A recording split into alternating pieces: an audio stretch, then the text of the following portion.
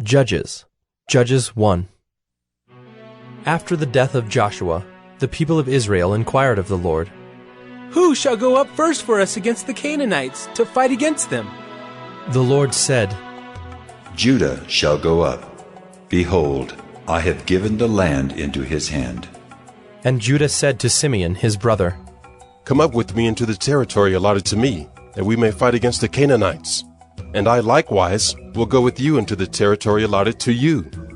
So Simeon went with him. Then Judah went up, and the Lord gave the Canaanites and the Perizzites into their hand, and they defeated 10,000 of them at Bezek. They found Adoni-Bezek at Bezek, and fought against him, and defeated the Canaanites and the Perizzites. Adoni-Bezek fled, but they pursued him, and caught him, and cut off his thumbs and his big toes. And Adoni-Bezek said, 70 kings with their thumbs and their big toes cut off used to pick up scraps under my table, as I have done. So God has repaid me.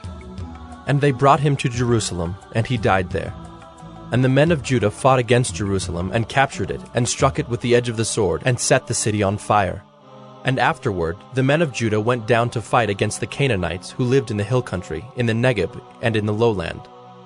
And Judah went against the Canaanites who lived in Hebron. Now the name of Hebron was formerly Kiriath Arba. And they defeated Sheshai, and Ahiman, and Talmai. From there they went against the inhabitants of Debir. The name of Debir was formerly Kiriath Sepher. And Caleb said, He who attacks Kiriath Sepher and captures it, I will give him Achsah, my daughter, for a wife. And Othniel, the son of Kenaz, Caleb's younger brother, captured it. And he gave him Achsah, his daughter, for a wife. When she came to him, she urged him to ask her father for a field. And she dismounted from her donkey, and Caleb said to her, What do you want? She said to him, Give me a blessing. Since you have set me in the land of the Negeb, give me also springs of water. And Caleb gave her the upper springs and the lower springs. And the descendants of the Kenite, Moses' father-in-law, went up with the people of Judah from the city of palms into the wilderness of Judah, which lies in the Negeb near Arad, and they went and settled with the people. And Judah went with Simeon his brother, and they defeated the Canaanites who inhabited Zephath, and devoted it to destruction. So the name of the city was called Hormah. Judah also captured Gaza with its territory, and Ashkelon with its territory, and Ekron with its territory.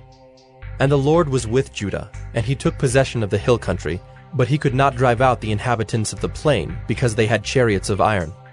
And Hebron was given to Caleb, as Moses had said. And he drove out from it the 3 sons of Anak. But the people of Benjamin did not drive out the Jebusites who lived in Jerusalem. So the Jebusites have lived with the people of Benjamin in Jerusalem to this day. The house of Joseph also went up against Bethel, and the Lord was with them. And the house of Joseph scouted out Bethel. Now the name of the city was formerly Luz. And the spies saw a man coming out of the city, and they said to him, Please show us the way into the city, and we will deal kindly with you. And he showed them the way into the city. And they struck the city with the edge of the sword, but they let the man and all his family go. And the man went to the land of the Hittites, and built a city, and called its name Luz. That is its name to this day. Manasseh did not drive out the inhabitants of Bethshean and its villages, or Taanach and its villages, or the inhabitants of Dor and its villages, or the inhabitants of Ibleam and its villages, or the inhabitants of Megiddo and its villages, for the Canaanites persisted in dwelling in that land. When Israel grew strong, they put the Canaanites to forced labor, but did not drive them out completely. And Ephraim did not drive out the Canaanites who lived in Gezer, so the Canaanites lived in Gezer among them. Zebulun did not drive out the inhabitants of Kitron, or the inhabitants of Nahalal, so the Canaanites lived among them, but became subject to forced labor. Asher did not drive out the inhabitants of Akko, or the inhabitants of Sidon, or of Alab, or of Achzib, or of Helba, or of Aphik, or of Rehob. So the Asherites lived among the Canaanites, the inhabitants of the land, for they did not drive them out. Naphtali did not drive out the inhabitants of Beth-Shemesh, or the inhabitants of Beth-Anath, so they lived among the Canaanites, the inhabitants of the land. Nevertheless, the inhabitants of Beth-Shemesh and of Beth-Anath became subject to forced labor for them. The Amorites pressed the people of Dan back into the hill country, for they did not allow them to come down to the plain. The Amorites persisted in dwelling in Mount Heres, in Ajalon, and in Shaalbim, but the hand of the house of Joseph rested heavily on them, and they became subject to forced labor. And the border of the Amorites ran from the ascent of Akrabim, from Selah and upward. Judges 2. Now the angel of the Lord went up from Gilgal to Bochim, and he said, I brought you up from Egypt, and brought you into the land that I swore to give to your fathers. I said, I will never break my covenant with you, and you shall make no covenant with the inhabitants of this land. You shall break down their altars. But you have not obeyed my voice. What is this you have done? So now I say, I will not drive them out before you, but they shall become thorns in your sides, and their gods shall be a snare to you. As soon as the angel of the Lord spoke these words to all the people of Israel, the people lifted up their voices and wept, and they called the name of that place Bochim, and they sacrificed there to the Lord. When Joshua dismissed the people of Israel went each to his inheritance to take possession of the land. And the people served the Lord all the days of Joshua, and all the days of the elders who outlived Joshua, who had seen all the great work that the Lord had done for Israel. And Joshua, the son of Nun, the servant of the Lord, died at the age of 110 years. And they buried him within the boundaries of his inheritance in Timnath-Heres, in the hill country of Ephraim, north of the mountain of Gaash. And all that generation also were gathered to their fathers. And there arose another generation after them, who did not know the Lord or the work that he had done for Israel. And the people of Israel did what was evil in the sight of the Lord, and served the Baals. And they abandoned the Lord, the God of their fathers, who had brought them out of the land of Egypt. They went after other gods from among the gods of the peoples who were around them, and bowed down to them, and they provoked the Lord to anger. They abandoned the Lord, and served the Baals and the Ashtaroth. So the anger of the Lord was kindled against Israel, and he gave them over to plunderers who plundered them. And he sold them into the hand of their surrounding enemies, so that they could no longer withstand their enemies. Whenever they marched out, the hand of the Lord was against them for harm, as the Lord had warned, and as the Lord had sworn to them. And they were in terrible distress. Then the Lord raised up judges, who saved them out of the hand of those who plundered them. Yet they did not listen to their judges, for they whored after other gods and bowed down to them. They soon turned aside from the way in which their fathers had walked, who had obeyed the commandments of the Lord, and they did not do so. Whenever the Lord raised up judges for them, the Lord was with the judge, and he saved them from the hand of their enemies all the days of the judge. For the Lord was moved to pity by their groaning because of those who afflicted and oppressed them. But whenever the judge died, they turned back and were more corrupt than their fathers, going after other gods, serving them and bowing down to them. They did not drop any of their practices or their stubborn ways. So the anger of the Lord was kindled against Israel. And he said, Because this people has transgressed my covenant that I commanded their fathers and have not obeyed my voice, I will no longer drive out before them any of the nations that Joshua left when he died, in order to test Israel by them, whether they will take care to walk in the way of the Lord as their fathers did or not. So the Lord left those nations, not driving them out quickly, and he did not give them into the hand of Joshua. Judges 3. Now these are the nations that the Lord left to test Israel by them, that is, all in Israel who had not experienced all the wars in Canaan. It was only in order that the generations of the people of Israel might know war, to teach war to those who had not known it before. These are the nations: the 5 lords of the Philistines, and all the Canaanites, and the Sidonians and the Hivites who lived on Mount Lebanon, from Mount Baal Hermon as far as Lebo-Hamath. They were for the testing of Israel, to know whether Israel would obey the commandments of the Lord, which he commanded their fathers by the hand of Moses. So the people of Israel lived among the Canaanites, the Hittites, the Amorites, the Perizzites, the Hivites, and the Jebusites. And their daughters they took to themselves for wives, and their own daughters they gave to their sons, and they served their gods. And the people of Israel did what was evil in the sight of the Lord. They forgot the Lord their God, and served the Baals and the Ashtaroth. Therefore the anger of the Lord was kindled against Israel, And he sold them into the hand of Cushan-Rishathaim, king of Mesopotamia. And the people of Israel served Cushan-Rishathaim 8 years. But when the people of Israel cried out to the Lord raised up a deliverer for the people of Israel, who saved them, Othniel the son of Kenaz, Caleb's younger brother. The Spirit of the Lord was upon him, and he judged Israel. He went out to war, and the Lord gave Cushan-Rishathaim, king of Mesopotamia, into his hand. And his hand prevailed over Cushan-Rishathaim. So the land had rest 40 years. Then Othniel the son of Kenaz died, and the people of Israel again did what was evil in the sight of the Lord. And the Lord strengthened Eglon, the king of Moab, against Israel, because they had done what was evil in the sight of the Lord. He gathered to himself the Ammonites and the Amalekites, and went and defeated Israel, and they took possession of the city of palms. And the people of Israel served Eglon the king of Moab 18 years. Then the people of Israel cried out to the Lord, and the Lord raised up for them a deliverer, Ehud the son of Gera, the Benjaminite, a left-handed man. The people of Israel sent tribute by him to Eglon the king of Moab. And Ehud made for himself a sword with 2 edges, a cubit in length, and he bound it on his right thigh under his clothes. And he presented the tribute to Eglon king of Moab. Now Eglon was a very fat man, and when Ehud had finished presenting the tribute, he sent away the people who carried the tribute. But he himself turned back at the idols near Gilgal and said, I have a secret message for you, O king. And he commanded, Silence! And all his attendants went out from his presence. And Ehud came to him as he was sitting alone in his cool roof chamber. And Ehud said, I have a message from God for you. And he arose from his seat. And Ehud reached with his left hand, took the sword from his right thigh, and thrust it into his belly. And the hilt also went in after the blade, and the fat closed over the blade, for he did not pull the sword out of his belly. And the dung came out. Then Ehud went out into the porch, and closed the doors of the roof chamber behind him, and locked them. When he had gone, the servants came, and when they saw that the doors of the roof chamber were locked, they thought, Surely he is relieving himself in the closet of the cool chamber. And they waited till they were embarrassed. But when he still did not open the doors of the roof chamber, they took the key and opened them, and there lay their lord dead on the floor. Ehud escaped while they delayed, and he passed beyond the idols and escaped to Seirah. When he arrived, he sounded the trumpet in the hill country of Ephraim. Then the people of Israel went down with him from the hill country, and he was their leader.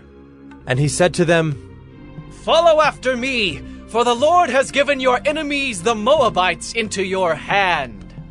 So they went down after him and seized the fords of the Jordan against the Moabites, and did not allow anyone to pass over. And they killed at that time about 10,000 of the Moabites, all strong, able-bodied men. Not a man escaped. So Moab was subdued that day under the hand of Israel, and the land had rest for 80 years. After him was Shamgar the son of Anath, who killed 600 of the Philistines with an ox goad, and he also saved Israel. Judges 4. And the people of Israel again did what was evil in the sight of the Lord after Ehud died. And the Lord sold them into the hand of Jabin, king of Canaan, who reigned in Hazor. The commander of his army was Sisera, who lived in Harosheth Hagoyim. Then the people of Israel cried out to the Lord for help, for he had 900 chariots of iron, and he oppressed the people of Israel cruelly for 20 years. Now Deborah, a prophetess, the wife of Lapidoth, was judging Israel at that time. She used to sit under the palm of Deborah between Ramah and Bethel, in the hill country of Ephraim, and the people of Israel came up to her for judgment. She sent and summoned Barak, the son of Abinoam, from Kedesh Naphtali, and said to him, Has not the Lord, the God of Israel, commanded you? Go, gather your men at Mount Tabor, taking 10,000 from the people of Naphtali and the people of Zebulun. And I will draw out Sisera, the general of Jabin's army, to meet you by the river Kishon with his chariots and his troops, and I will give him into your hand. Barak said to her, If you will go with me, I will go. But if you will not go with me, I will not go. And she said, I will surely go with you. Nevertheless, the road on which you are going will not lead to your glory, for the Lord will sell Sisera into the hand of a woman. Then Deborah arose and went with Barak to Kedesh. And Barak called out Zebulun and Naphtali to Kedesh, and 10,000 men went up at his heels, and Deborah went up with him. Now Heber the Kenite had separated from the Kenites, the descendants of Hobab, the father-in-law of Moses, and had pitched his tent as far away as the oak in Zaanannim, which is near Kedesh. When Sisera was told that Barak the son of Abinoam had gone up to Mount Tabor, Sisera called out all his chariots, 900 chariots of iron, and all the men who were with him, from Harosheth-Hagoyim to the river Kishon. And Deborah said to Barak, Up, for this is the day in which the Lord has given Sisera into your hand. Does not the Lord go out before you? So Barak went down from Mount Tabor with 10,000 men following him. And the Lord routed Sisera and all his chariots and all his army before Barak by the edge of the sword. And Sisera got down from his chariot and fled away on foot. And Barak pursued the chariots and the army to Harosheth-Hagoyim, and all the army of Sisera fell by the edge of the sword. Not a man was left.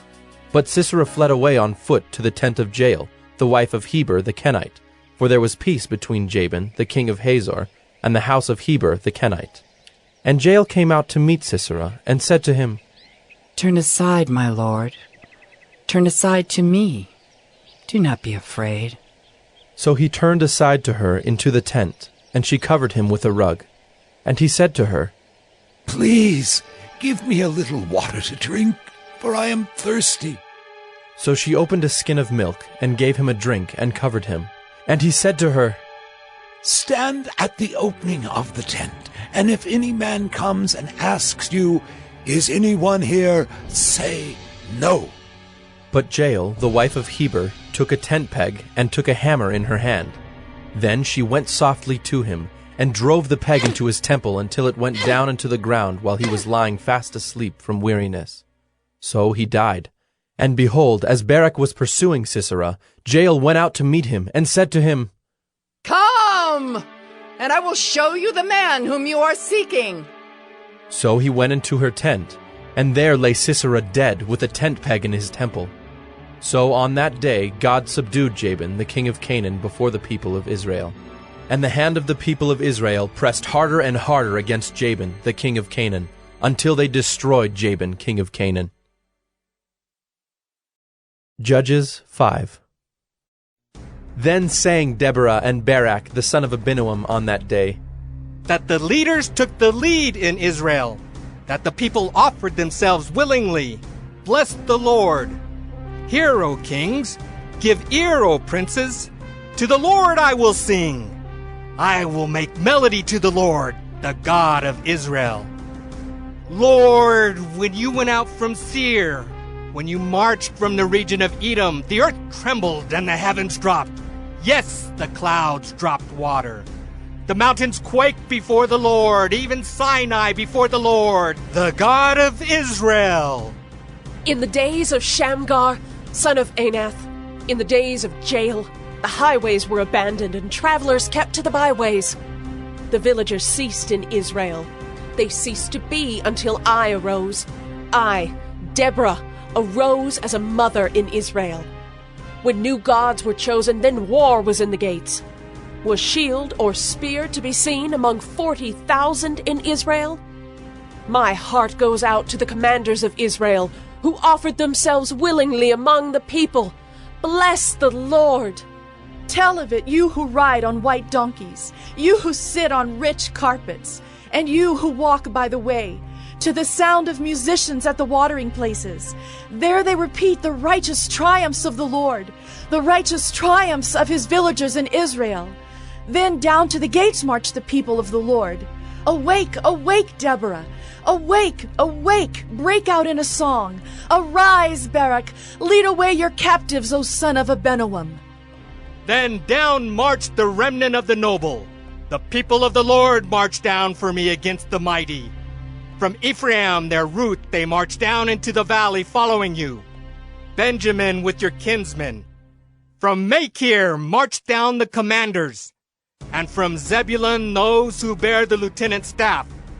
The princes of Issachar came with Deborah, and Issachar faithful to Barak, Into the valley they rushed at his heels.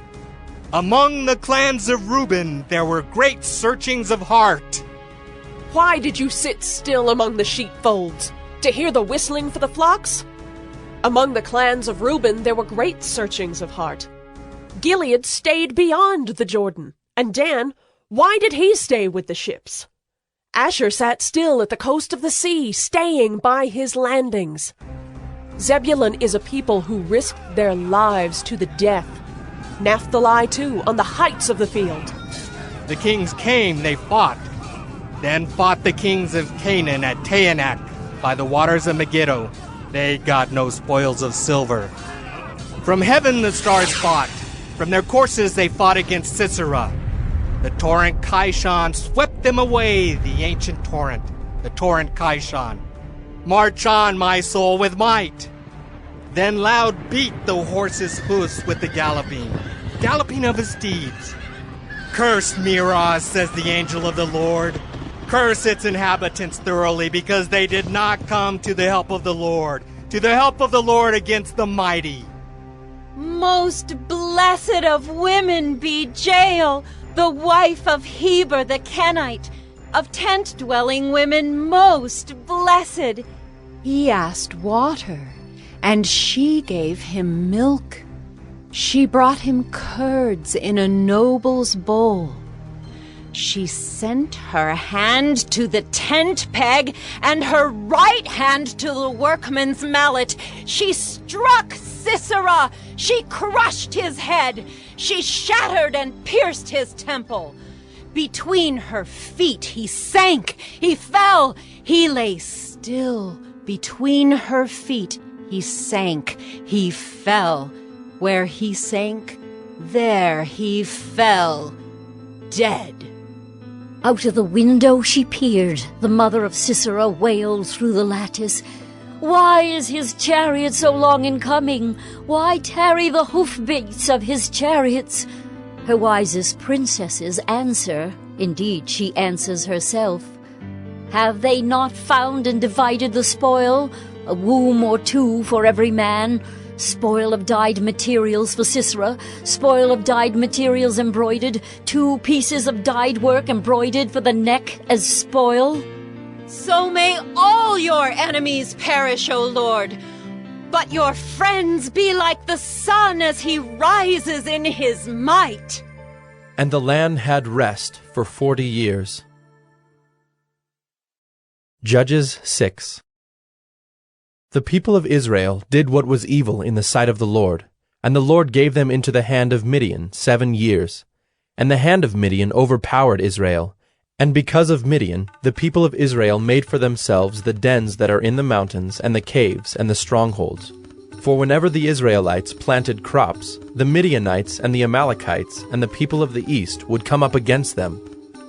They would encamp against them and devour the produce of the land as far as Gaza, and leave no sustenance in Israel, and no sheep or ox or donkey.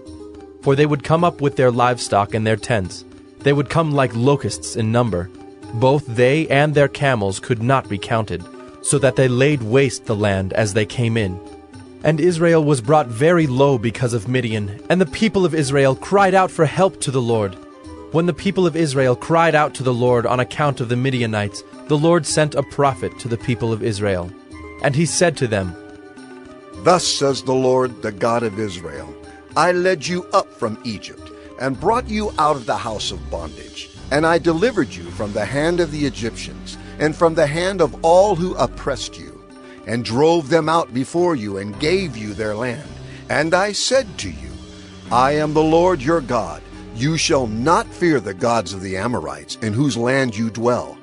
But you have not obeyed my voice. Now the angel of the Lord came and sat under the terebinth at Ophrah, which belonged to Joash the Abiezrite, while his son Gideon was beating out wheat in the winepress to hide it from the Midianites. And the angel of the Lord appeared to him and said to him, The Lord is with you, O mighty man of valor. And Gideon said to him, Please, sir, if the Lord is with us, why then has all this happened to us? And where are all his wonderful deeds that our fathers recounted to us, saying, Did not the Lord bring us up from Egypt? But now The Lord has forsaken us and given us into the hand of Midian. And the Lord turned to him and said, Go in this might of yours and save Israel from the hand of Midian. Do not I send you?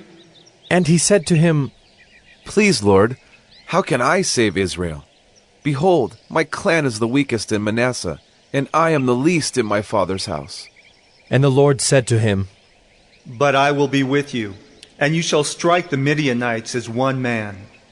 And he said to him, If now I have found favor in your eyes, then show me a sign that it is you who speak with me. Please, do not depart from here until I come to you and bring out my present and set it before you. And he said, I will stay till you return.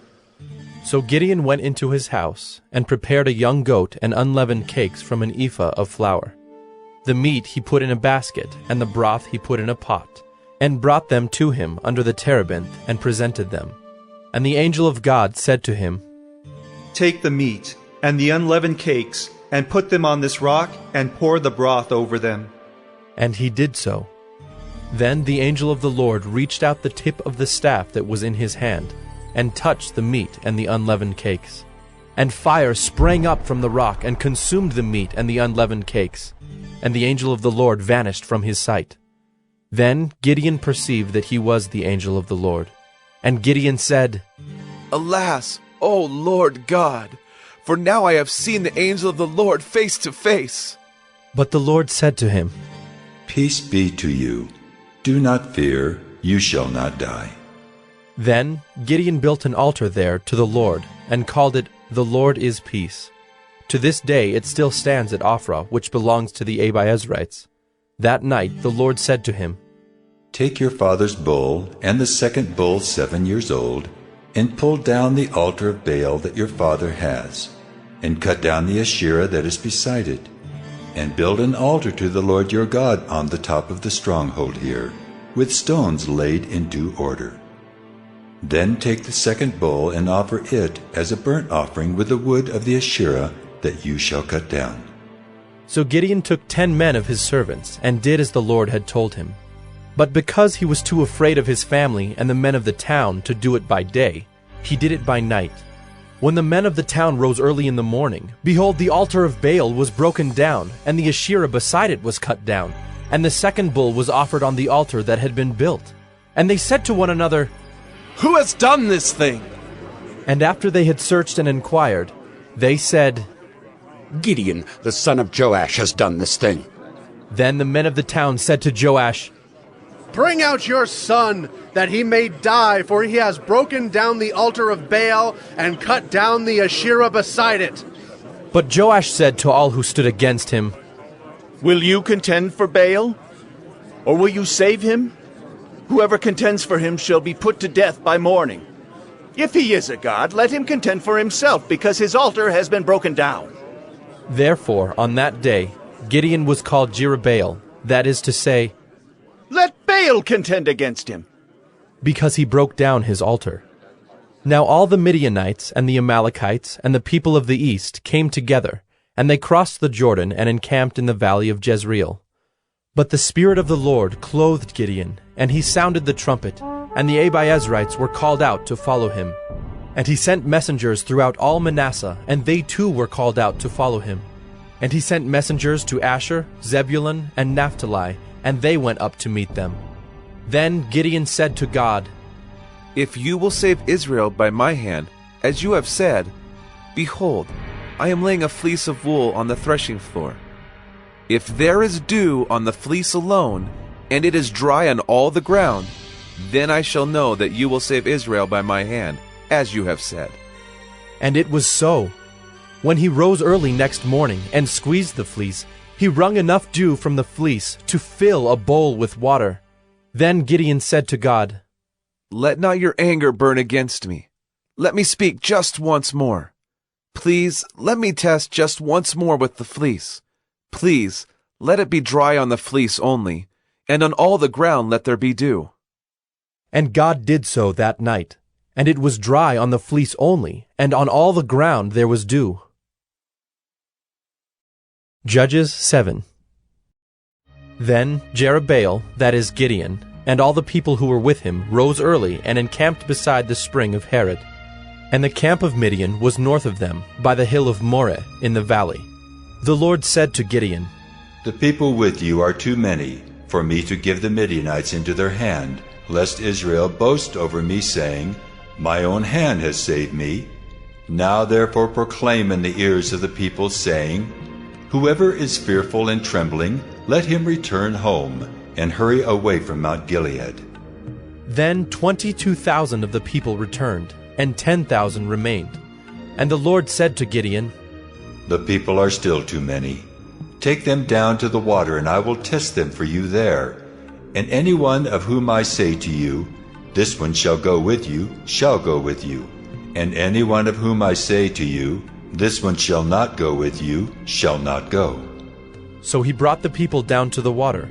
And the Lord said to Gideon, Everyone who laps the water with his tongue as a dog laps, you shall set by himself. Likewise, everyone who kneels down to drink.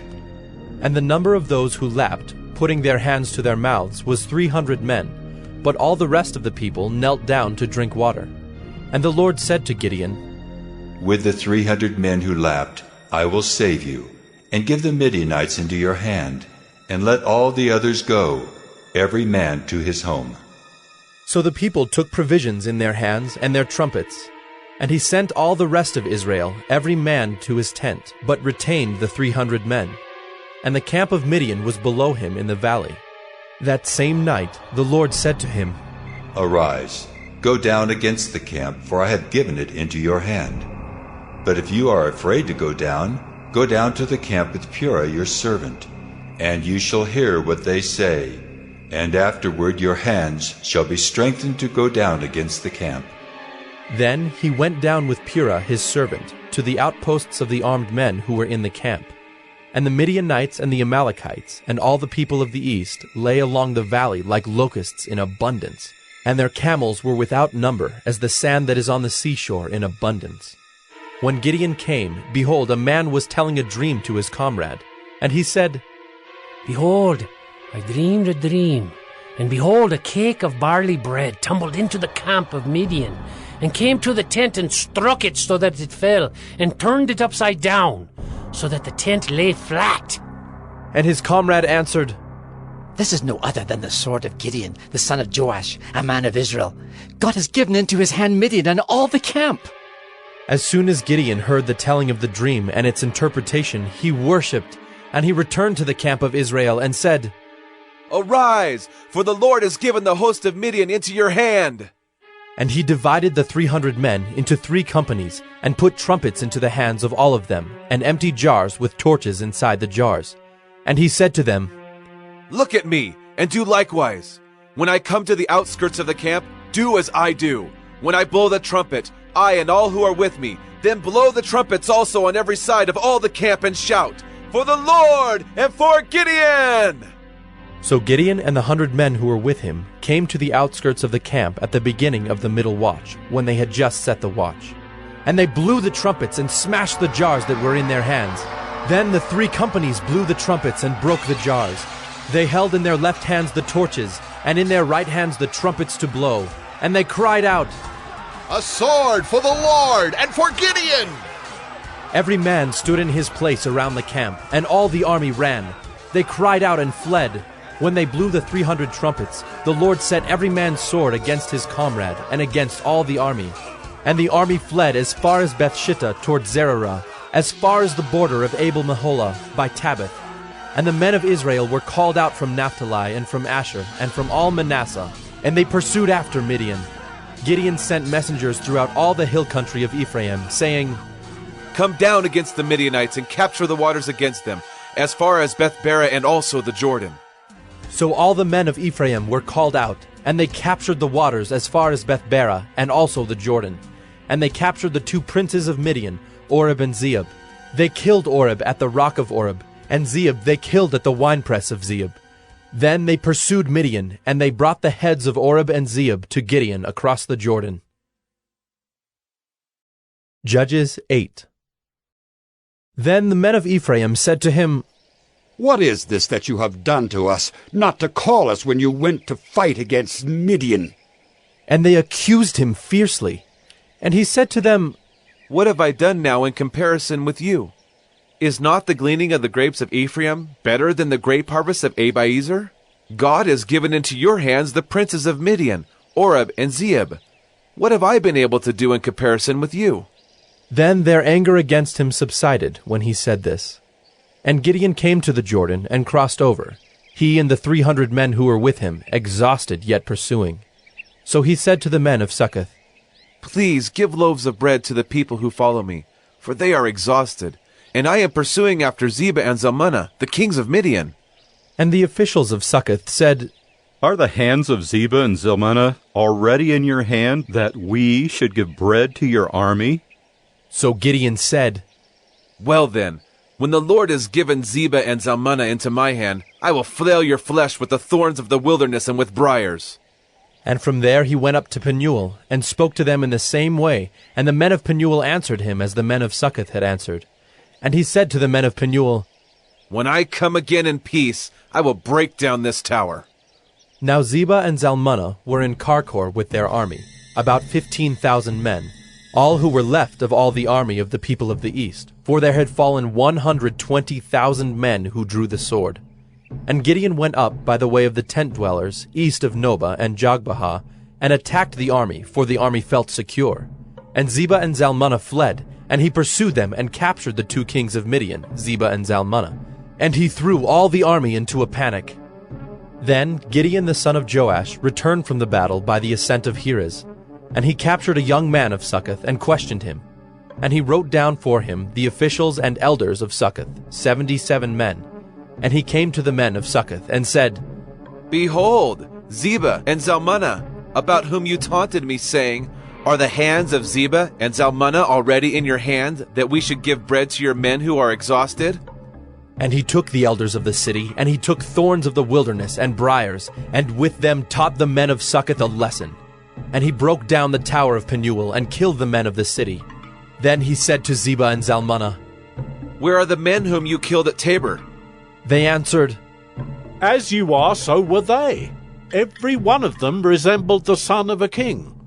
And he said, They were my brothers, the sons of my mother. As the Lord lives, if you had saved them alive, I would not kill you.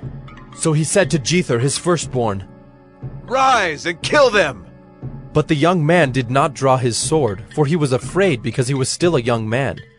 Then Zebah and Zalmunna said, Rise yourself and fall upon us, for as the man is, so is his strength. And Gideon arose and killed Zebah and Zalmunna, and he took the crescent ornaments that were on the necks of their camels. Then the men of Israel said to Gideon, Rule over us, you and your son and your grandson also, for you have saved us from the hand of Midian.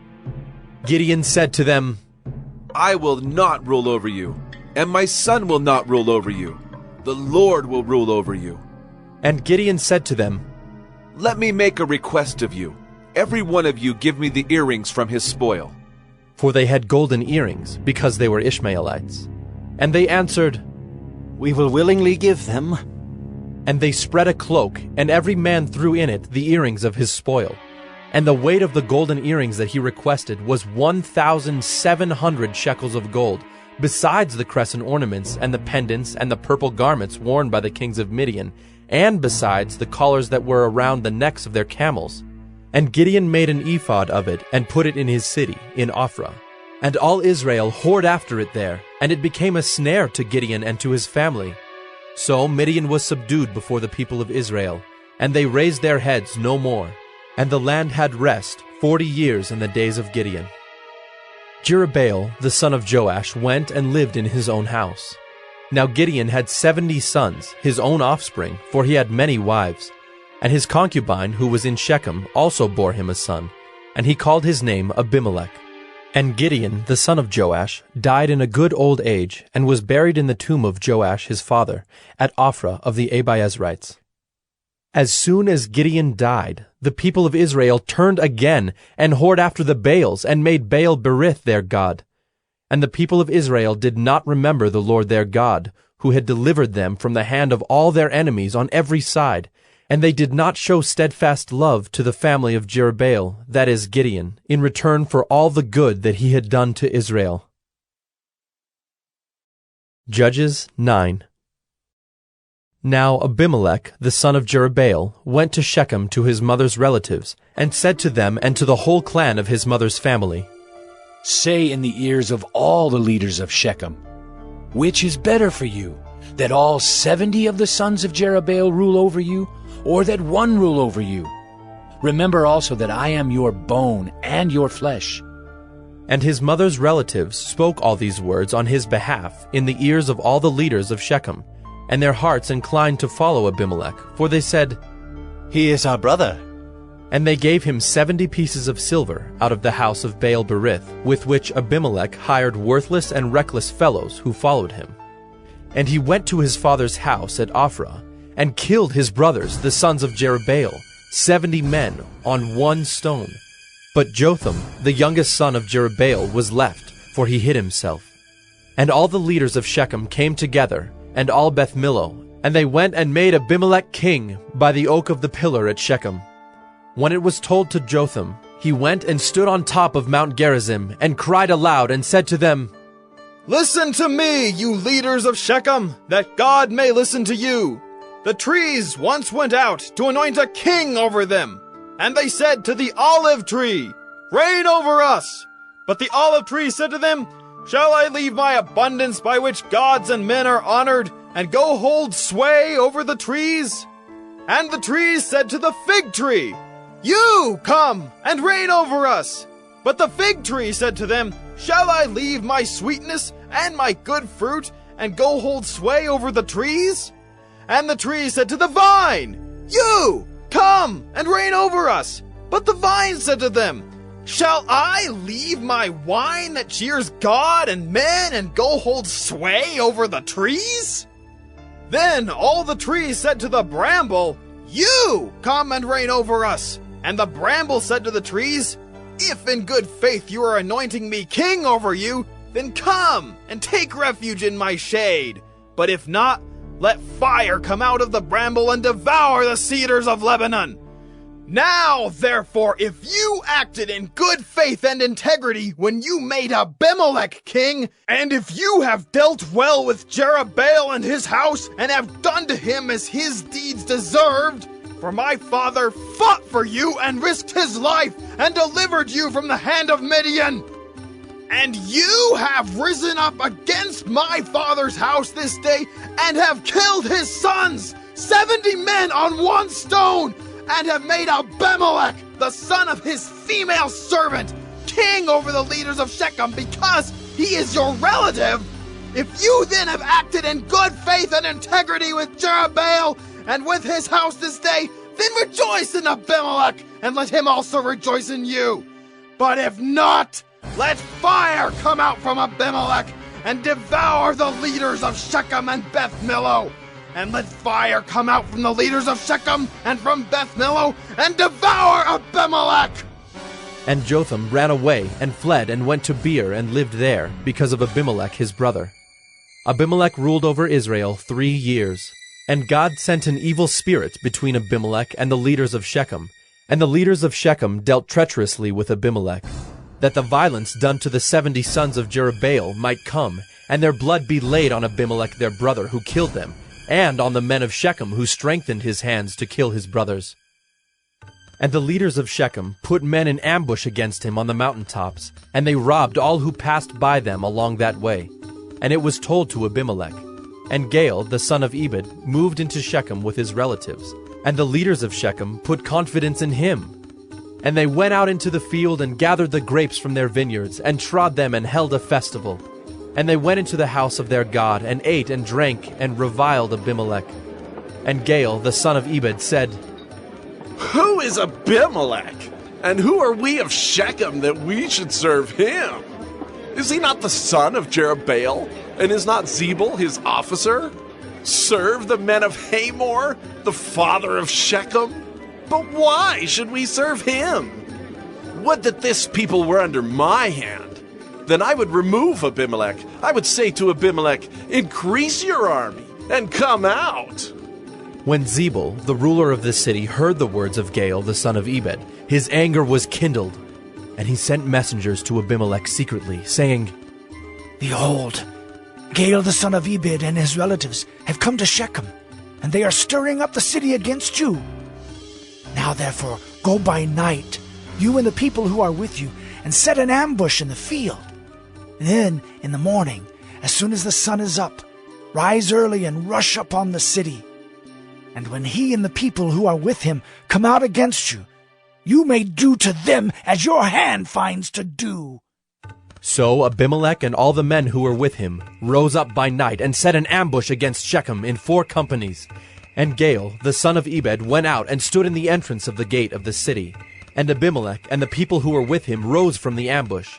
And when Gaal saw the people, he said to Zebah, Look, people are coming down from the mountaintops. And Zebah said to him, You mistake the shadow of the mountains for men. Gaal spoke again and said, Look, people are coming down from the center of the land, and one company is coming from the direction of the diviner's oak. Then Zebah said to him, Where is your mouth now, you who said, Who is Abimelech that we should serve him? Are not these the people whom you despised? Go out now and fight with them. And Gaal went out at the head of the leaders of Shechem and fought with Abimelech. And Abimelech chased him, and he fled before him. And many fell wounded up to the entrance of the gate. And Abimelech lived at Arumah, and Zebah drove out Gaal and his relatives so that they could not dwell at Shechem. On the following day, the people went out into the field, and Abimelech was told. He took his people and divided them into 3 companies and set an ambush in the fields. And he looked and saw the people coming out of the city. So he rose against them and killed them. Abimelech and the company that was with him rushed forward and stood at the entrance of the gate of the city, while the 2 companies rushed upon all who were in the field and killed them. And Abimelech fought against the city all that day. He captured the city and killed the people who were in it, and he razed the city and sowed it with salt. When all the leaders of the tower of Shechem heard of it, they entered the stronghold of the house of El-Berith. Abimelech was told that all the leaders of the tower of Shechem were gathered together. And Abimelech went up to Mount Zalmunna, he and all the people who were with him. And Abimelech took an axe in his hand, and cut down a bundle of brushwood, and took it up and laid it on his shoulder. And he said to the men who were with him, What you have seen me do, hurry and do as I have done. So every one of the people cut down his bundle, and following Abimelech put it against the stronghold. And they set the stronghold on fire over them, so that all the people of the tower of Shechem also died, about 1,000 men and women. Then Abimelech went to Thebez and encamped against Thebez and captured it. But there was a strong tower within the city, and all the men and women and all the leaders of the city fled to it and shut themselves in, and they went up to the roof of the tower. And Abimelech came to the tower and fought against it, and drew near to the door of the tower to burn it with fire. And a certain woman threw an upper millstone on Abimelech's head and crushed his skull. Then he called quickly to the young man, his armor-bearer, and said to him, Draw your sword and kill me, lest they say of me, A woman killed him. And his young man thrust him through, and he died. And when the men of Israel saw that Abimelech was dead, everyone departed to his home. Thus God returned the evil of Abimelech, which he committed against his father in killing his 70 brothers. And God also made all the evil of the men of Shechem return on their heads, and upon them came the curse of Jotham, the son of Jerubbaal. Judges 10. After Abimelech, there arose to save Israel Tola, the son of Puah, son of Dodo, a man of Issachar, and he lived at Shamir in the hill country of Ephraim. And he judged Israel 23 years. Then he died and was buried at Shamir. After him arose Jair the Gileadite, who judged Israel 22 years. And he had 30 sons who rode on 30 donkeys, and they had 30 cities called Havoth Jair to this day, which are in the land of Gilead. And Jair died and was buried in Canaan. The people of Israel again did what was evil in the sight of the Lord, and served the Baals and the Ashtaroth, the gods of Syria, the gods of Sidon, the gods of Moab, the gods of the Ammonites, and the gods of the Philistines. And they forsook the Lord and did not serve him. So the anger of the Lord was kindled against Israel, And he sold them into the hand of the Philistines and into the hand of the Ammonites. And they crushed and oppressed the people of Israel that year. For 18 years they oppressed all the people of Israel who were beyond the Jordan in the land of the Amorites, which is in Gilead. And the Ammonites crossed the Jordan to fight also against Judah and against Benjamin and against the house of Ephraim, so that Israel was severely distressed. And the people of Israel cried out to the Lord, saying, "We have sinned against you, because we have forsaken our God and have served the Baals." And the Lord said to the people of Israel, Did I not save you from the Egyptians and from the Amorites, from the Ammonites and from the Philistines, the Sidonians also, and the Amalekites, and the Maonites oppressed you, and you cried out to me, and I saved you out of their hand. Yet you have forsaken me and served other gods. Therefore I will save you no more. Go and cry out to the gods whom you have chosen. Let them save you in the time of your distress. And the people of Israel said to the Lord, We have sinned. Do to us whatever seems good to you. Only please deliver us this day. So they put away the foreign gods from among them and served the Lord, and he became impatient over the misery of Israel. Then the Ammonites were called to arms, and they encamped in Gilead. And the people of Israel came together, and they encamped at Mizpah. And the people, the leaders of Gilead, said one to another, Who is the man who will begin to fight against the Ammonites? He shall be head over all the inhabitants of Gilead. Judges 11. Now Jephthah, the Gileadite, was a mighty warrior, but he was the son of a prostitute. Gilead was the father of Jephthah, and Gilead's wife also bore him sons. And when his wife's sons grew up, they drove Jephthah out, and said to him, You shall not have an inheritance in our father's house, for you are the son of another woman. Then Jephthah fled from his brothers, and lived in the land of Tob. And worthless fellows collected around Jephthah, and went out with him. After a time the Ammonites made war against Israel. And when the Ammonites made war against Israel, the elders of Gilead went to bring Jephthah from the land of Tob. And they said to Jephthah, Come and be our leader, that we may fight against the Ammonites. But Jephthah said to the elders of Gilead, Did you not hate me and drive me out of my father's house? Why have you come to me now when you are in distress? And the elders of Gilead said to Jephthah, That is why we have turned to you now, that you may go with us and fight against the Ammonites, and be our head over all the inhabitants of Gilead. Jephthah said to the elders of Gilead, If you bring me home again to fight against the Ammonites, and the Lord gives them over to me, I will be your head. And the elders of Gilead said to Jephthah, The Lord will be witness between us, if we do not do as you say. So Jephthah went with the elders of Gilead, and the people made him head and leader over them. And Jephthah spoke all his words before the Lord at Mizpah. Then Jephthah sent messengers to the king of the Ammonites, and said, What do you have against me, that you have come to me to fight against my land? And the king of the Ammonites answered the messengers of Jephthah, Because Israel, on coming up from Egypt, took away my land, from the Arnon to the Jabbok and to the Jordan. Now therefore, restore it peaceably. Jephthah again sent messengers to the king of the Ammonites, and said to him, Thus says Jephthah, Israel did not take away the land of Moab or the land of the Ammonites. But when they came up from Egypt, Israel went through the wilderness to the Red Sea and came to Kadesh. Israel then sent messengers to the king of Edom, saying, Please, let us pass through your land. But the king of Edom would not listen. And they sent also to the king of Moab, but he would not consent. So Israel remained at Kadesh. Then they journeyed through the wilderness, and went around the land of Edom and the land of Moab, and arrived on the east side of the land of Moab, and camped on the other side of the Arnon. But they did not enter the territory of Moab, for the Arnon was the boundary of Moab. Israel then sent messengers to Sihon, king of the Amorites, king of Heshbon, and Israel said to him, Please, let us pass through your land to our country. But Sihon did not trust Israel to pass through his territory. So Sihon gathered all his people together and encamped at Jahaz, and fought with Israel. And the Lord, the God of Israel, gave Sihon and all his people into the hand of Israel, and they defeated them. So Israel took possession of all the land of the Amorites who inhabited that country. And they took possession of all the territory of the Amorites, from the Arnon to the Jabbok, and from the wilderness to the Jordan. So then the Lord, the God of Israel, dispossessed the Amorites from before his people Israel. And are you to take possession of them? Will you not possess what Chemosh your God gives you to possess? And all that the Lord our God has dispossessed before us, we will possess. Now, are you any better than Balak the son of Zippor, king of Moab?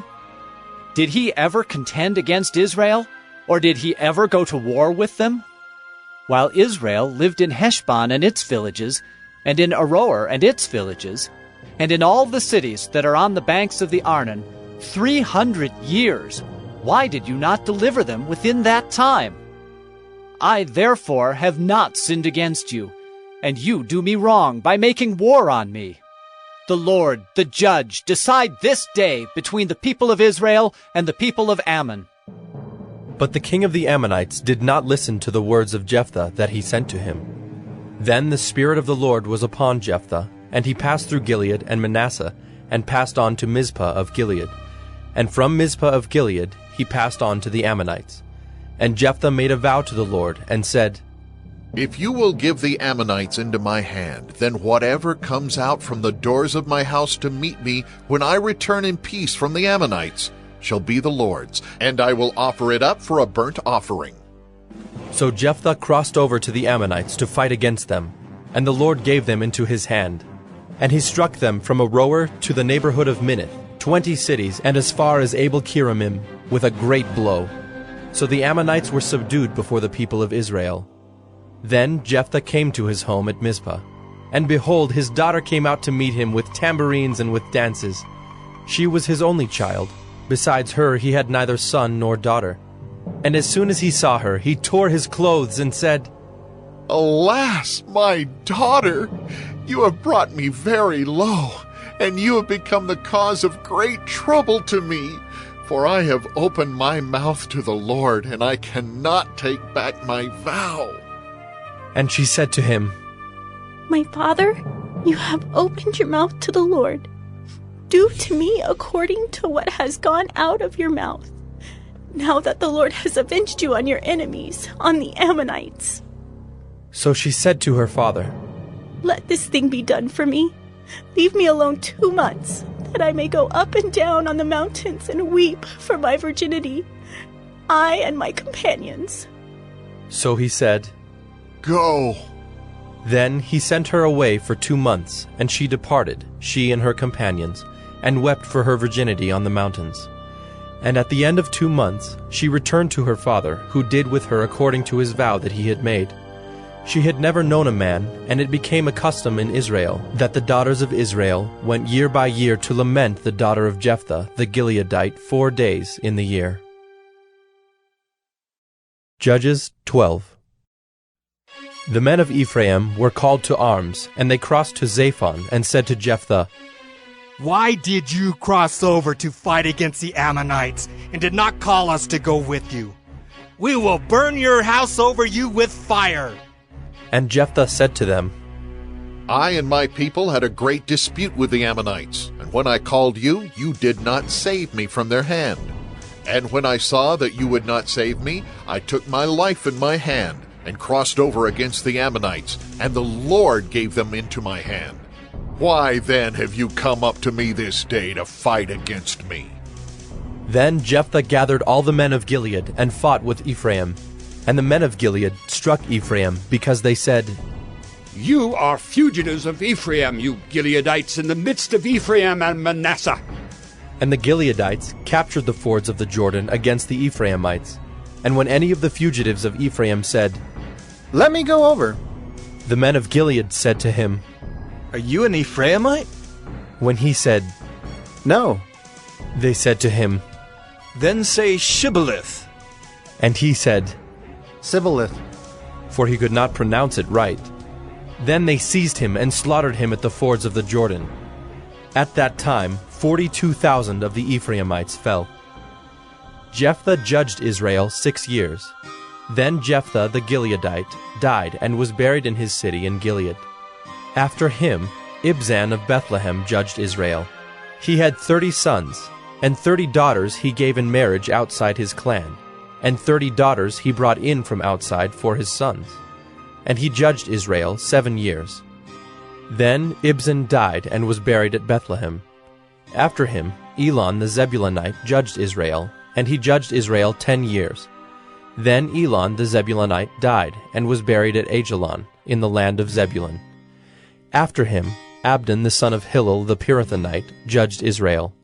He had 40 sons and 30 grandsons, who rode on 70 donkeys, and he judged Israel 8 years. Then Abdon the son of Hillel the Pirathonite died, and was buried at Pirathon in the land of Ephraim, in the hill country of the Amalekites. Judges 13. And the people of Israel again did what was evil in the sight of the Lord. So the Lord gave them into the hand of the Philistines for 40 years. There was a certain man of Zorah, of the tribe of the Danites, whose name was Manoah, and his wife was barren and had no children. And the angel of the Lord appeared to the woman, and said to her, Behold, you are barren and have not borne children, but you shall conceive and bear a son. Therefore be careful and drink no wine or strong drink, and eat nothing unclean. For behold, you shall conceive and bear a son. No razor shall come upon his head, for the child shall be a Nazirite to God from the womb, and he shall begin to save Israel from the hand of the Philistines. Then the woman came and told her husband, A man of God came to me, and his appearance was like the appearance of the angel of God, very awesome. I did not ask him where he was from, and he did not tell me his name, but he said to me, Behold, you shall conceive and bear a son. So then drink no wine or strong drink, and eat nothing unclean, for the child shall be a Nazirite to God from the womb to the day of his death. Then Manoah prayed to the Lord and said, O Lord, please let the man of God whom you sent come again to us and teach us what we are to do with the child who will be born. And God listened to the voice of Manoah. And the angel of God came again to the woman as she sat in the field. But Manoah her husband was not with her. So the woman ran quickly and told her husband, Behold, the man who came to me the other day has appeared to me. And Manoah arose and went after his wife, and came to the man and said to him, Are you the man who spoke to this woman? And he said, I am. And Manoah said, Now when your words come true, what is to be the child's manner of life, and what is his mission? And the angel of the Lord said to Manoah, Of all that I said to the woman, let her be careful. She may not eat of anything that comes from the vine, neither let her drink wine or strong drink, or eat any unclean thing. All that I commanded her, let her observe. Manoah said to the angel of the Lord, Please, let us detain you and prepare a young goat for you. And the angel of the Lord said to Manoah, If you detain me, I will not eat of your food. But if you prepare a burnt offering, then offer it to the Lord. For Manoah did not know that he was the angel of the Lord. And Manoah said to the angel of the Lord, What is your name, so that when your words come true, we may honor you? And the angel of the Lord said to him, Why do you ask my name, seeing it is wonderful? So Manoah took the young goat with the grain offering, and offered it on the rock to the Lord, to the one who works wonders. And Manoah and his wife were watching. And when the flame went up toward heaven from the altar, the angel of the Lord went up in the flame of the altar. Now Manoah and his wife were watching, and they fell on their faces to the ground. The angel of the Lord appeared no more to Manoah and to his wife. Then Manoah knew that he was the angel of the Lord. And Manoah said to his wife, We shall surely die, for we have seen God. But his wife said to him, If the Lord had meant to kill us, he would not have accepted a burnt offering and a grain offering at our hands, or shown us all these things, or now announced to us such things as these. And the woman bore a son, and called his name Samson. And the young man grew, and the Lord blessed him. And the Spirit of the Lord began to stir him in Mahanadan, between Zorah and Eshtael. Judges 14. Samson went down to Timnah, and at Timnah he saw one of the daughters of the Philistines. Then he came up and told his father and mother, I saw one of the daughters of the Philistines at Timnah. Now get her for me as my wife. But his father and mother said to him, Is there not a woman among the daughters of your relatives, or among all our people? That you must go to take a wife from the uncircumcised Philistines? But Samson said to his father, Get her for me, for she is right in my eyes. His father and mother did not know that it was from the Lord, for he was seeking an opportunity against the Philistines. At that time the Philistines ruled over Israel. Then Samson went down with his father and mother to Timnah, and they came to the vineyards of Timnah. And behold, a young lion came toward him roaring. Then the Spirit of the Lord rushed upon him, and although he had nothing in his hand, he tore the lion in pieces as one tears a young goat. But he did not tell his father or his mother what he had done. Then he went down and talked with the woman, and she was right in Samson's eyes. After some days he returned to take her. And he turned aside to see the carcass of the lion, and behold, there was a swarm of bees in the body of the lion, and honey. He scraped it out into his hands, and went on, eating as he went. And he came to his father and mother, and gave some to them, and they ate. But he did not tell them that he had scraped the honey from the carcass of the lion. His father went down to the woman, and Samson prepared a feast there, for so the young men used to do. As soon as the people saw him, they brought 30 companions to be with him. And Samson said to them, Let me now put a riddle to you. If you can tell me what it is within the 7 days of the feast, and find it out, then I will give you 30 linen garments and 30 changes of clothes. But if you cannot tell me what it is, then you shall give me 30 linen garments and 30 changes of clothes.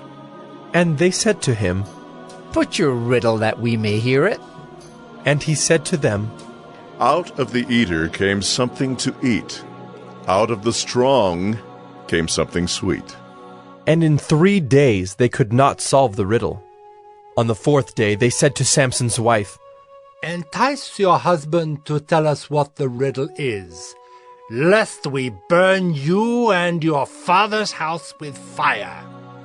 Have you invited us here to impoverish us? And Samson's wife wept over him and said, You only hate me. You do not love me.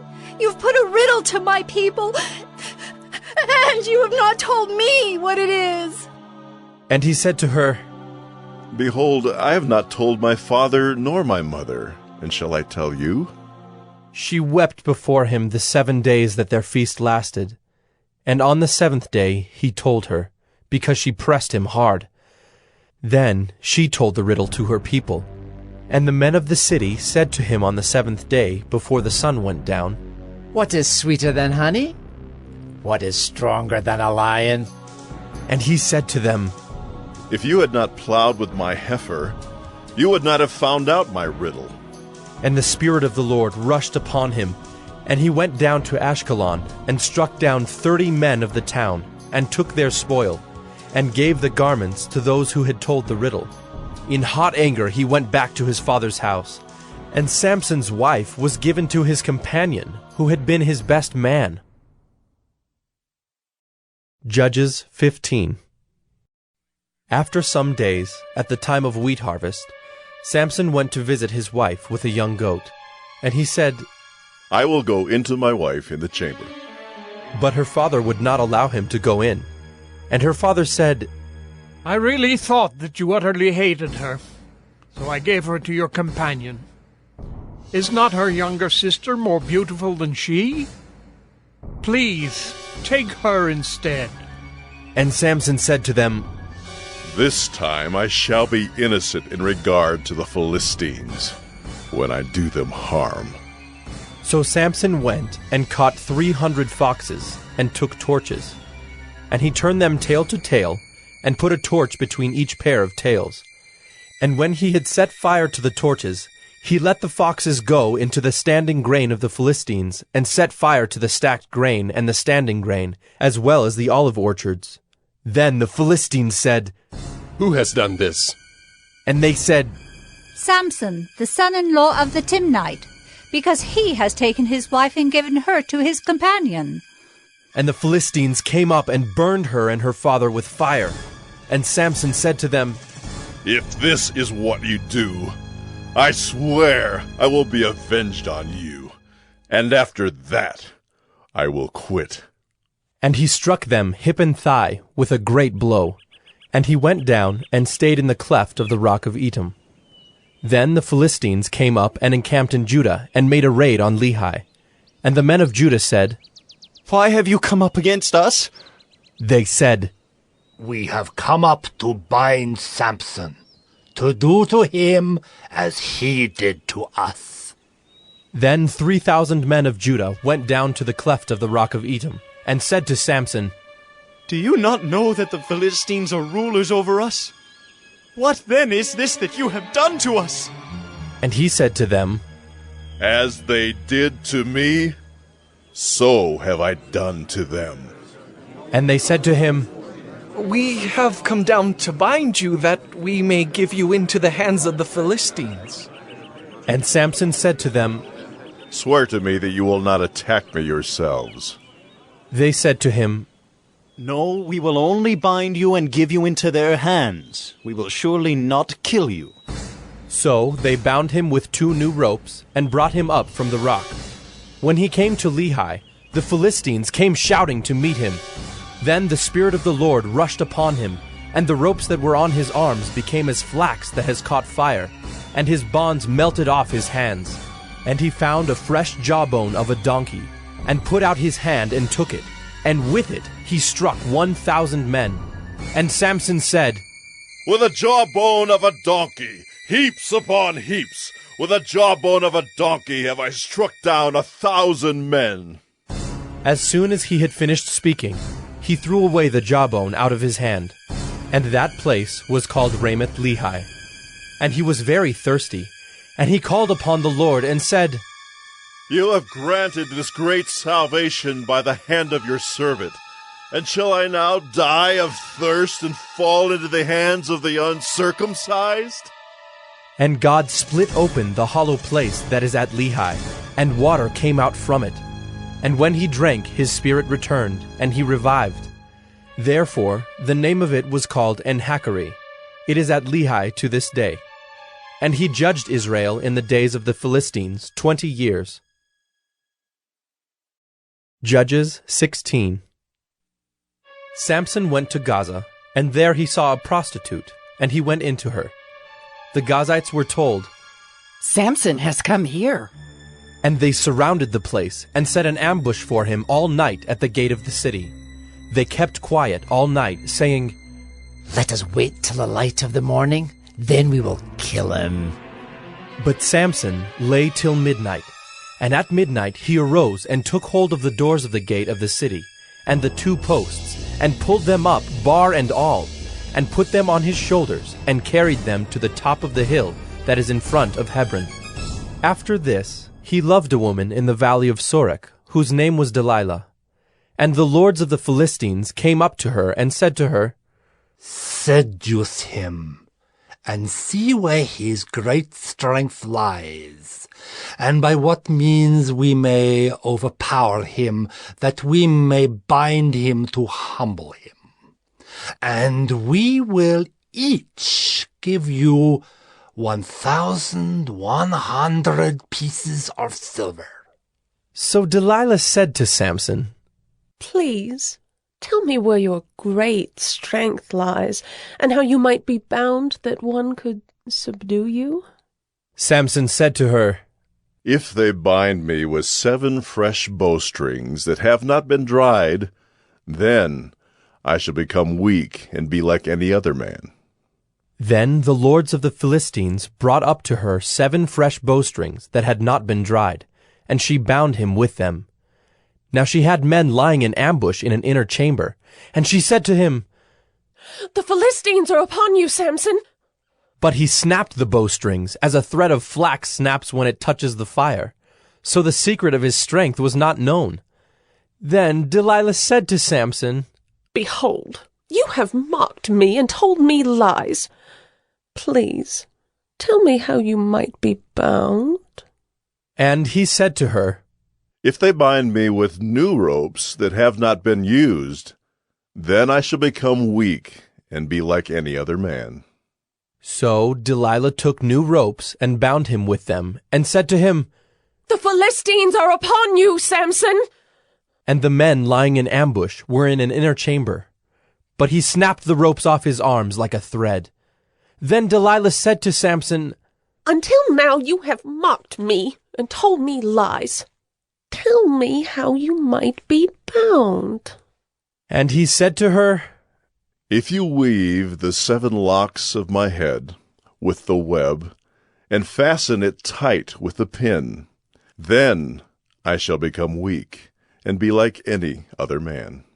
So while he slept, Delilah took the 7 locks of his head and wove them into the web. And she made them tight with the pin, and said to him, The Philistines are upon you, Samson! But he awoke from his sleep, and pulled away the pin, the loom, and the web. And she said to him, How can you say I love you when your heart is not with me? You have mocked me these 3 times, and you have not told me where your great strength lies. And when she pressed him hard with her words, day after day, and urged him, his soul was vexed to death. And he told her all his heart, and said to her, A razor has never come upon my head, for I have been a Nazirite to God from my mother's womb. If my head is shaved, then my strength will leave me, and I shall become weak and be like any other man. When Delilah saw that he had told her all his heart, she sent and called the lords of the Philistines, saying, Come up again, for he has told me all his heart. Then the lords of the Philistines came up to her, and brought the money in their hands. She made him sleep on her knees, and she called a man and had him shave off the 7 locks of his head. Then she began to torment him, and his strength left him. And she said, The Philistines are upon you, Samson! And he awoke from his sleep, and said, I will go out as at other times, and shake myself free. But he did not know that the Lord had left him. And the Philistines seized him, and gouged out his eyes, and brought him down to Gaza, and bound him with bronze shackles. And he ground at the mill in the prison. But the hair of his head began to grow again, after it had been shaved. Now the lords of the Philistines gathered to offer a great sacrifice to Dagon their god, and to rejoice. And they said, Our God has given Samson, our enemy, into our hands. And when the people saw him, they praised their God, for they said, Our God has given our enemy into our hand, the ravager of our country who has killed many of us. And when their hearts were merry, they said, Call Samson, that he may entertain us. So they called Samson out of the prison, and he entertained them. They made him stand between the pillars. And Samson said to the young man who held him by the hand, Let me feel the pillars on which the house rests, that I may lean against them. Now the house was full of men and women. All the lords of the Philistines were there, and on the roof there were about 3,000 men and women, who looked on while Samson entertained. Then Samson called to the Lord and said, O Lord God, please remember me, and please strengthen me only this once. O God, that I may be avenged on the Philistines for my 2 eyes. And Samson grasped the 2 middle pillars on which the house rested, and he leaned his weight against them, his right hand on the one and his left hand on the other. And Samson said, Let me die with the Philistines.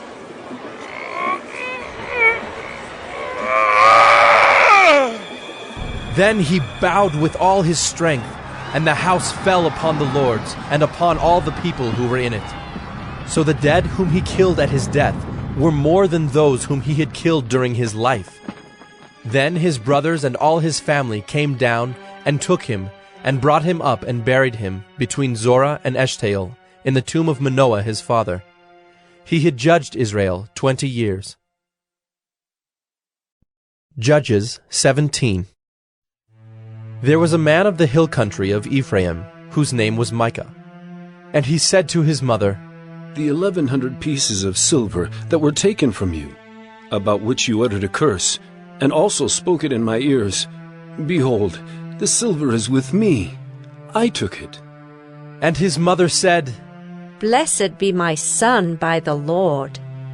And he restored the 1,100 pieces of silver to his mother. And his mother said, I dedicate the silver to the Lord from my hand for my son, to make a carved image and a metal image. Now therefore I will restore it to you.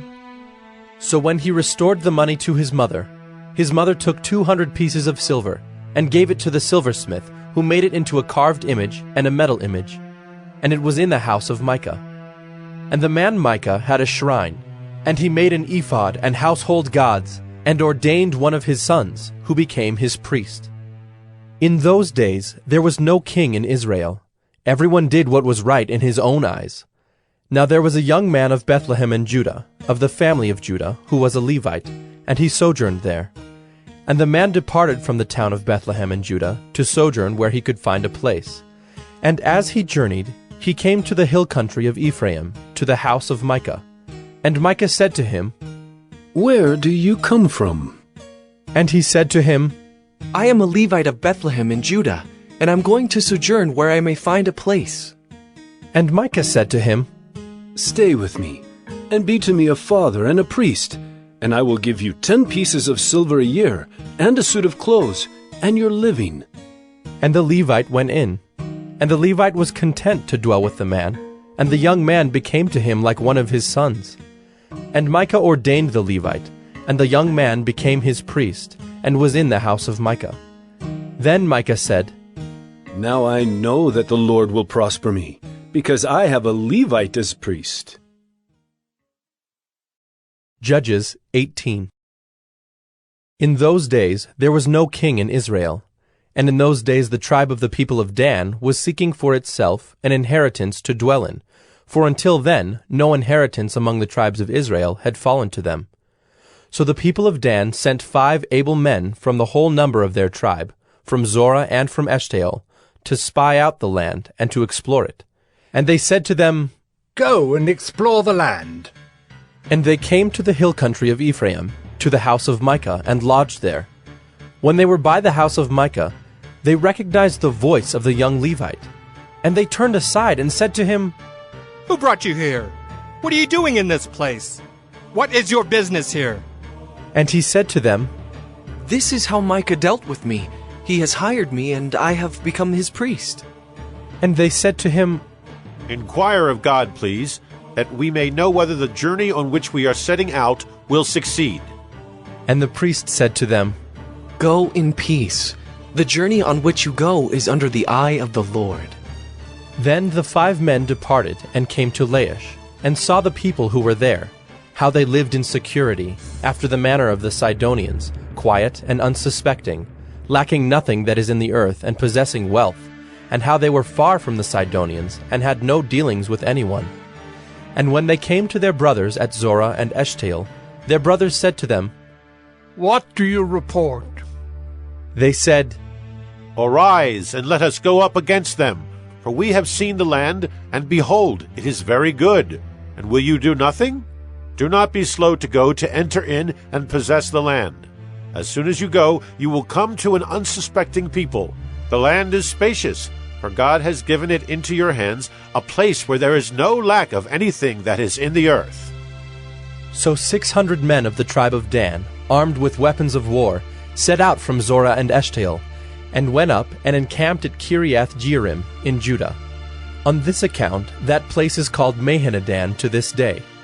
Behold, it is west of Kiriath-Jearim. And they passed on from there to the hill country of Ephraim, and came to the house of Micah.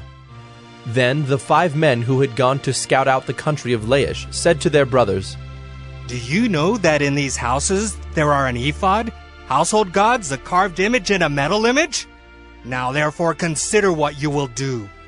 And they turned aside there, and came to the house of the young Levite at the home of Micah, and asked him about his welfare. Now the 600 men of the Danites, armed with their weapons of war, stood by the entrance of the gate. And the 5 men who had gone to scout out the land went up, and entered and took the carved image, the ephod, the household gods, and the metal image, while the priests stood by the entrance of the gate, with the 600 men armed with weapons of war. And when these went into Micah's house, and took the carved image, the ephod, the household gods, and the metal image, the priest said to them, "What are you doing?" And they said to him, "Keep quiet, put your hand on your mouth, and come with us, and be to us a father and a priest. Is it better for you to be priest to the house of one man, or to be priest to a tribe and clan in Israel?" And the priest's heart was glad. He took the ephod, and the household gods, and the carved image, and went along with the people. So they turned and departed, putting the little ones and the livestock and the goods in front of them. When they had gone a distance from the home of Micah, the men who were in the houses near Micah's house were called out, and they overtook the people of Dan. And they shouted to the people of Dan, who turned around and said to Micah, "What is the matter with you, that you come with such a company?" And he said, "You take my gods that I made and the priest, and go away? And what have I left? How then do you ask me, what is the matter with you?" And the people of Dan said to him, "Do not let your voice be heard among us, lest angry fellows fall upon you, and you lose your life with the lives of your household."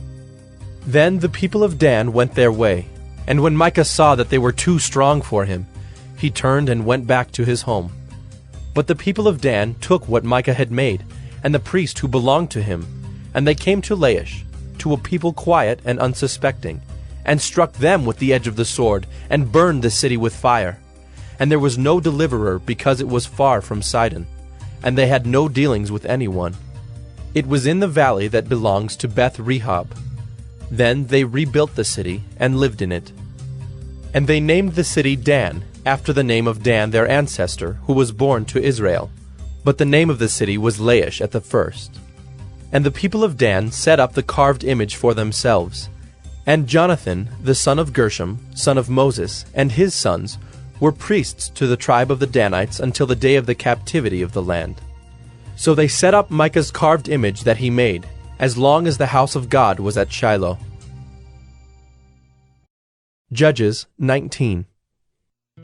In those days, when there was no king in Israel, a certain Levite was sojourning in the remote parts of the hill country of Ephraim, who took to himself a concubine from Bethlehem in Judah. And his concubine was unfaithful to him, and she went away from him to her father's house at Bethlehem in Judah, and was there some 4 months. Then her husband arose and went after her, to speak kindly to her and bring her back. He had with him his servant and a couple of donkeys. And she brought him into her father's house. And when the girl's father saw him, he came with joy to meet him. And his father-in-law, the girl's father, made him stay, and he remained with him 3 days. So they ate and drank and spent the night there. And on the 4th day they arose early in the morning, and he prepared to go. But the girl's father said to his son-in-law, "Strengthen your heart with a morsel of bread, and after that you may go." So the 2 of them sat and ate and drank together. And the girl's father said to the man, "Be pleased to spend the night, and let your heart be merry." And when the man rose up to go, his father-in-law pressed him till he spent the night there again. And on the 5th day he arose early in the morning to depart. And the girl's father said, "Strengthen your heart, and wait until the day declines." So they ate, both of them. And when the man and his concubine and his servant rose up to depart, his father-in-law, the girl's father, said to him, "Behold, now the day has waned toward evening. Please, spend the night. Behold, the day draws to its close. Lodge here, and let your heart be merry. And tomorrow you shall arise early in the morning for your journey, and go home. But the man would not spend the night. He rose up and departed, and arrived opposite Jebus, that is, Jerusalem. He had with him a couple of saddled donkeys, and his concubine was with him. When they were near Jebus, the day was nearly over, and the servant said to his master, "Come now, let us turn aside to this city of the Jebusites, and spend the night in it." And his master said to him, "We will not turn aside into the city of foreigners who do not belong to the people of Israel, but we will pass on to Gibeah." And he said to his young man, "Come, and let us draw near to one of these places, and spend the night at Gibeah, or at Ramah."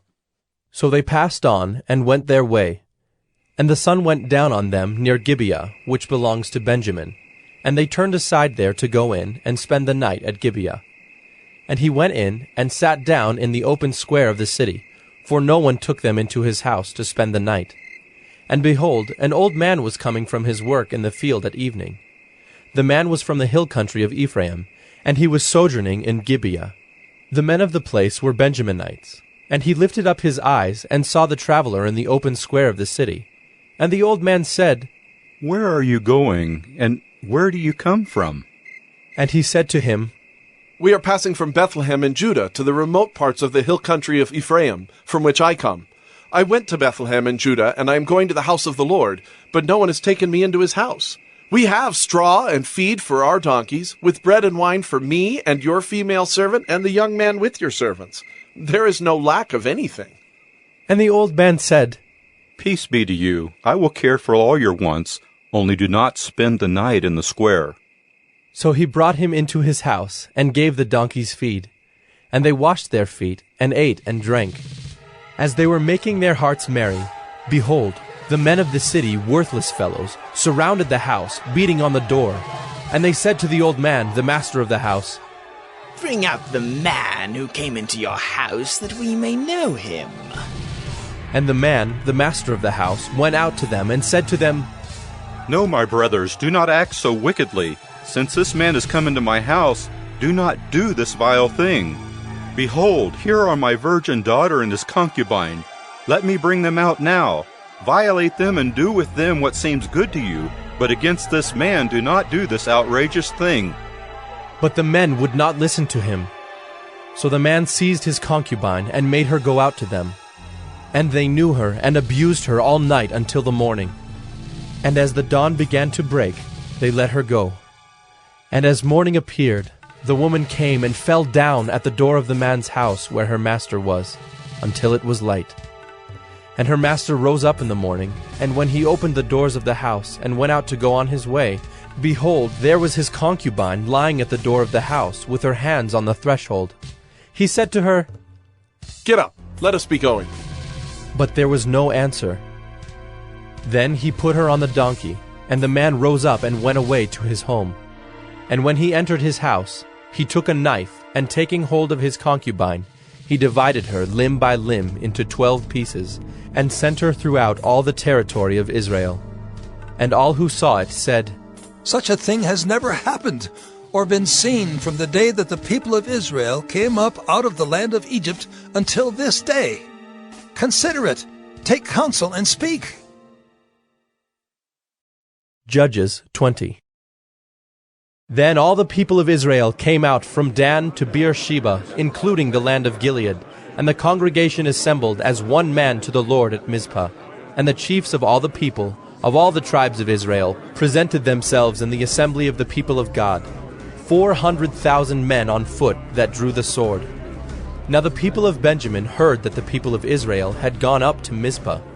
And the people of Israel said, "Tell us, how did this evil happen?"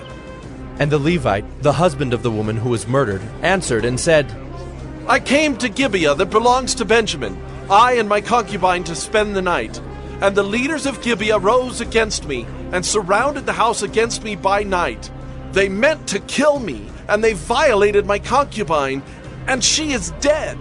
So I took hold of my concubine and cut her in pieces, and sent her throughout all the country of the inheritance of Israel, for they have committed abomination and outrage in Israel.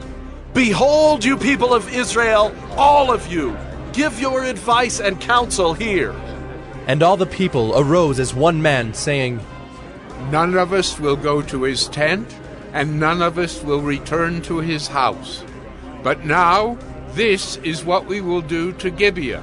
We will go up against it by lot, and we will take 10 men of 100 throughout all the tribes of Israel, and 100 of 1,000, and 1,000 of 10,000, to bring provisions for the people, that when they come, they may repay Gibeah of Benjamin for all the outrage that they have committed in Israel. So all the men of Israel gathered against the city, united as one man. And the tribes of Israel sent men through all the tribe of Benjamin, saying, What evil is this that has taken place among you? Now therefore give up the men, the worthless fellows in Gibeah, that we may put them to death and purge evil from Israel. But the Benjaminites would not listen to the voice of their brothers, the people of Israel. Then the people of Benjamin came together out of the cities to Gibeah to go out to battle against the people of Israel. And the people of Benjamin mustered out of their cities on that day 26,000 men who drew the sword, besides the inhabitants of Gibeah, who mustered 700 chosen men. Among all these were 700 chosen men who were left-handed. Every one could sling a stone at a hair and not miss.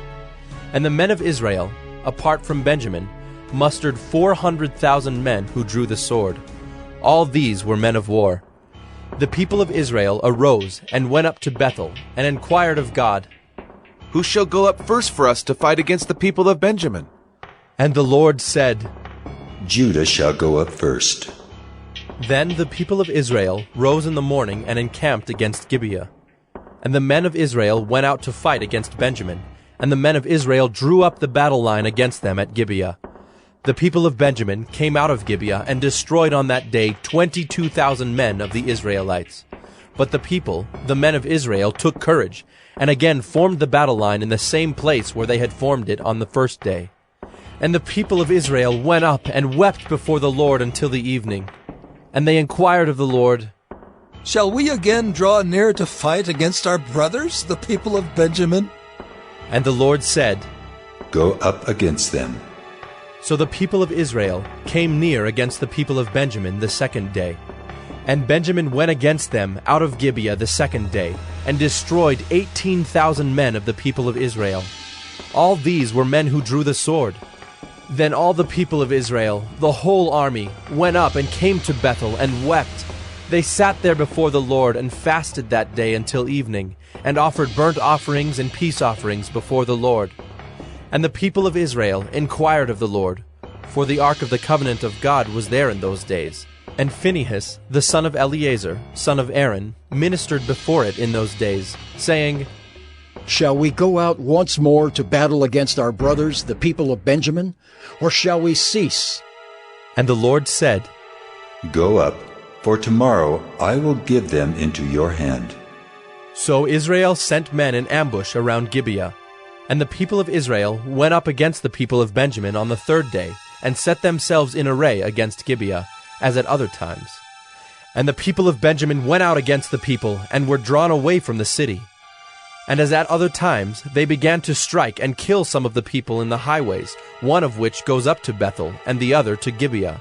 And in the open country, about 30 men of Israel. And the people of Benjamin said, They are routed before us, as at the first. But the people of Israel said, Let us flee and draw them away from the city to the highways. And all the men of Israel rose up out of their place and set themselves in array at Baal Tamar. And the men of Israel who were in ambush rushed out of their place from Mearagibah. And there came against Gibeah 10,000 chosen men out of all Israel. And the battle was hard, but the Benjaminites did not know that disaster was close upon them. And the Lord defeated Benjamin before Israel. And the people of Israel destroyed 25,100 men of Benjamin that day. All these were men who drew the sword. So the people of Benjamin saw that they were defeated. The men of Israel gave ground to Benjamin, because they trusted the men in ambush whom they had set against Gibeah. Then the men in ambush hurried and rushed against Gibeah. The men in ambush moved out and struck all the city with the edge of the sword. Now the appointed signal between the men of Israel and the men in the main ambush was that when they made a great cloud of smoke rise up out of the city, the men of Israel should turn in battle. Now Benjamin had begun to strike and kill about 30 men of Israel. They said, "Surely they are defeated before us, as in the first battle." But when the signal began to rise out of the city in a column of smoke, the Benjaminites looked behind them, and behold, the whole of the city went up in smoke to heaven. Then the men of Israel turned, and the men of Benjamin were dismayed, for they saw that disaster was close upon them. Therefore they turned their backs before the men of Israel in the direction of the wilderness, but the battle overtook them. And those who came out of the cities were destroying them in their midst. Surrounding the Benjaminites, they pursued them, and trod them down from Noah as far as opposite Gibeah on the east. 18,000 men of Benjamin fell, all of them men of valor. And they turned and fled toward the wilderness, to the rock of Rimmon.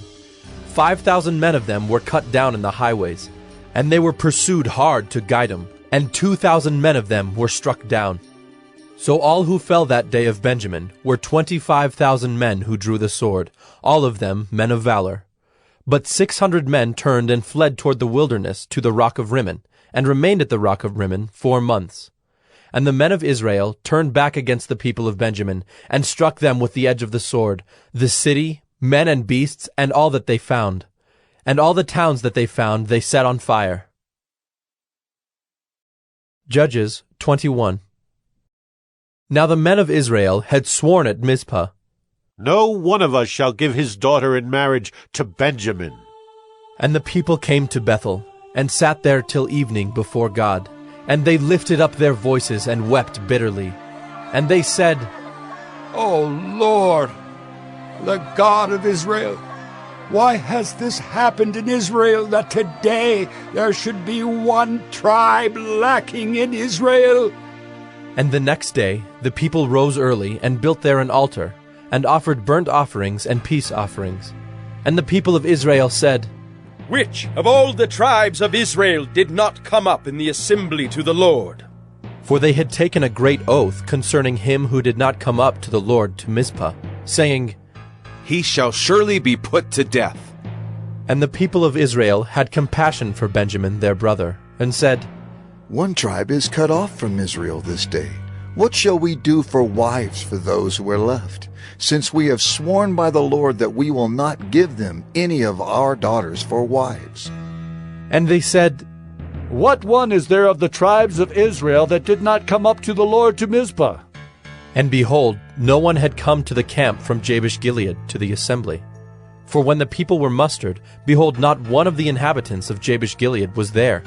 So the congregation sent 12,000 of their bravest men there, and commanded them, "Go and strike the inhabitants of Jabesh-Gilead with the edge of the sword, also the women and the little ones. This is what you shall do. Every male and every woman that has lain with a male you shall devote to destruction." And they found among the inhabitants of Jabesh-Gilead 400 young virgins, who had not known a man by lying with him. And they brought them to the camp at Shiloh, which is in the land of Canaan. Then the whole congregation sent word to the people of Benjamin who were at the rock of Rimmon, and proclaimed peace to them. And Benjamin returned at that time. And they gave them the women whom they had saved alive of the women of Jabesh-Gilead. But they were not enough for them. And the people had compassion on Benjamin, because the Lord had made a breach in the tribes of Israel. Then the elders of the congregation said, "What shall we do for wives for those who are left, since the women are destroyed out of Benjamin?" And they said, "There must be an inheritance for the survivors of Benjamin, that a tribe not be blotted out from Israel. Yet we cannot give them wives from our daughters." For the people of Israel had sworn, "Cursed be he who gives a wife to Benjamin." So they said, "Behold, there is the yearly feast of the Lord at Shiloh, which is north of Bethel, on the east of the highway that goes up from Bethel to Shechem, and south of Labonah." And they commanded the people of Benjamin, saying, "Go and lie in ambush in the vineyards, and watch. If the daughters of Shiloh come out to dance in the dances, then come out of the vineyards, and snatch each man his wife from the daughters of Shiloh, and go to the land of Benjamin. And when their fathers or their brothers come to complain to us, We will say to them, Grant them graciously to us, because we did not take for each man of them his wife in battle, neither did you give them to them, else you would now be guilty. And the people of Benjamin did so, and took their wives, according to their number, from the dancers whom they carried off. Then they went and returned to their inheritance, and rebuilt the towns and lived in them. And the people of Israel departed from there at that time, every man to his tribe and family, and they went out from there every man to his inheritance. In those days there was no king in Israel. Everyone did what was right in his own eyes.